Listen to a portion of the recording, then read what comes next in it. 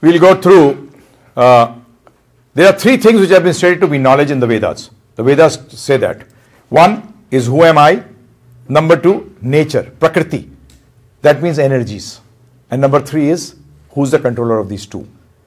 Knowing these three and the relationship with one another.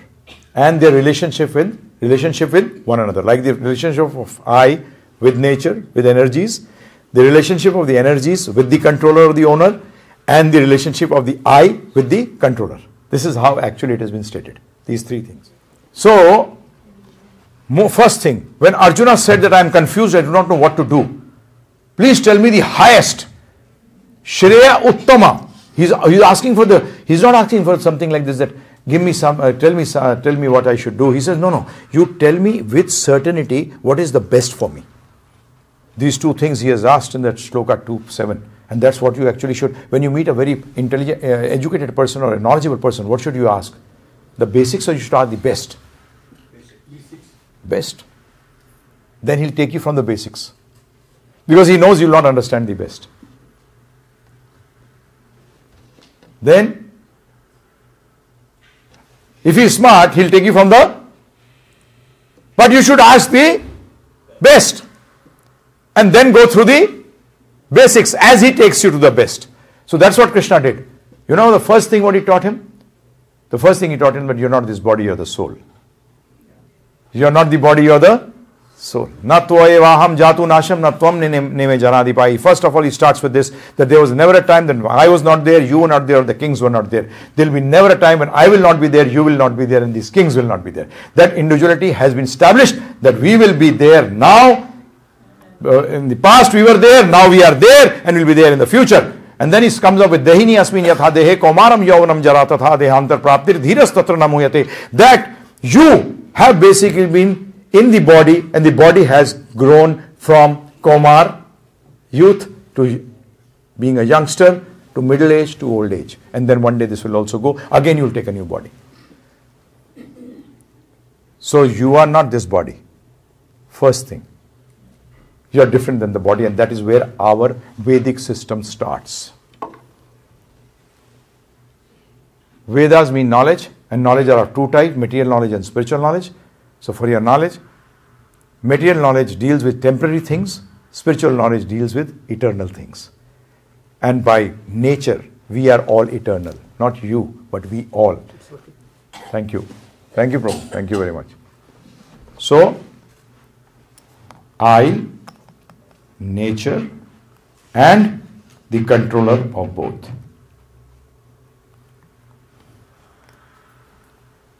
Three. So first thing, you're not this body, you're the soul. Okay? Clear? Next is nature, energy. There are two types of energies. One is called spiritual energy, another is called material energy. What is the difference between two?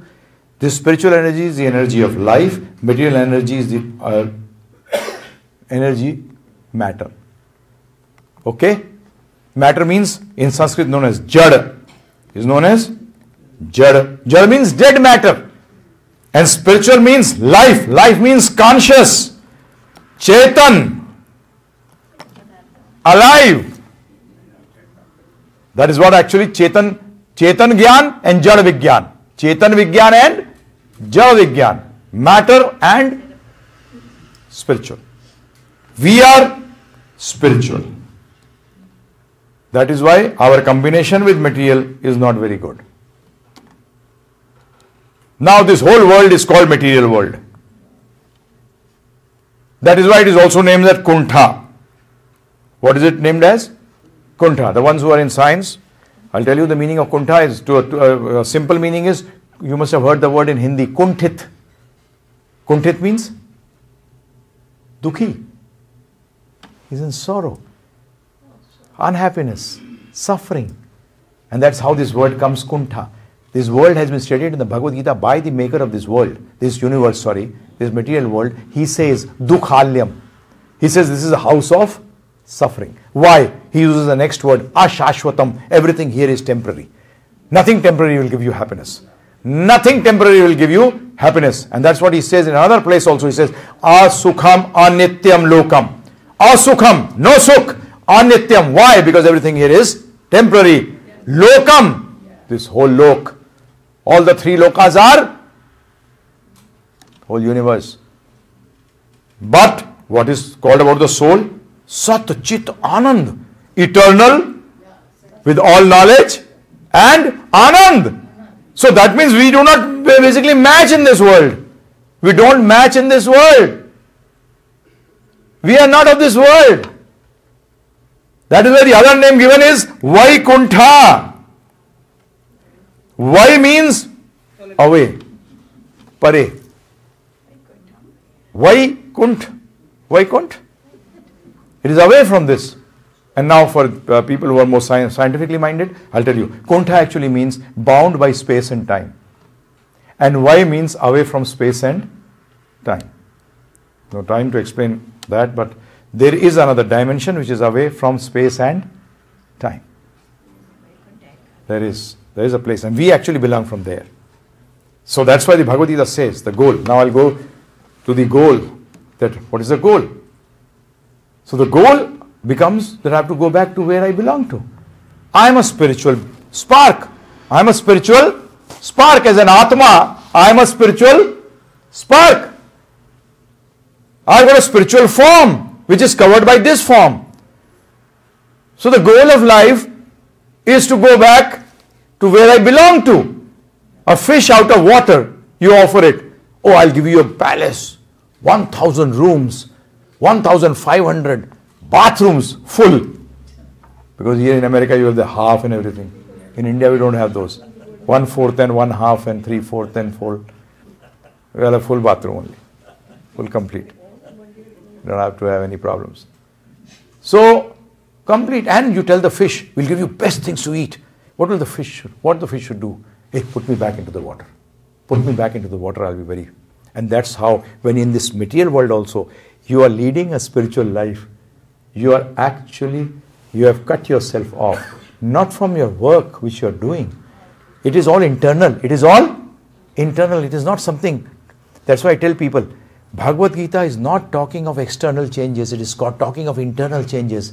Srishti nahi drishti badlo. Don't change the way the world is. Change the way you look at the world. That is what the whole problem is.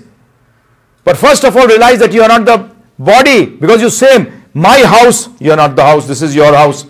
My hand, this is not my hand. I am not the hand. This is my hand. My body. Then I am not the body. This is my body. Then who is that I? Aham Brahmasmi. Not Aham Par Brahmasmi. Sometimes people confuse that I am God. No. You are Brahmasmi. You are Brahm. You are not Par Brahm.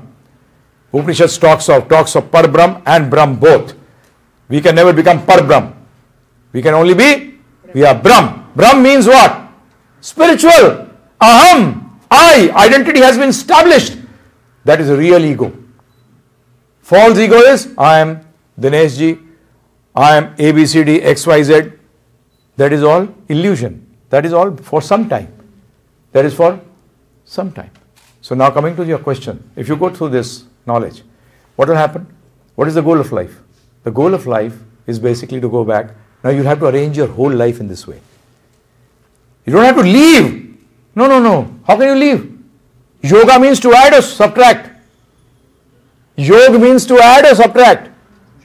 Join, absolutely right. That is actually the meaning of yoga. There is no some, oh my God, yoga means this. No, nothing. It actually means to add. Add what? Add whom? Add where? Add how? All these things come about. All these W's and H. These all things come out with adding also.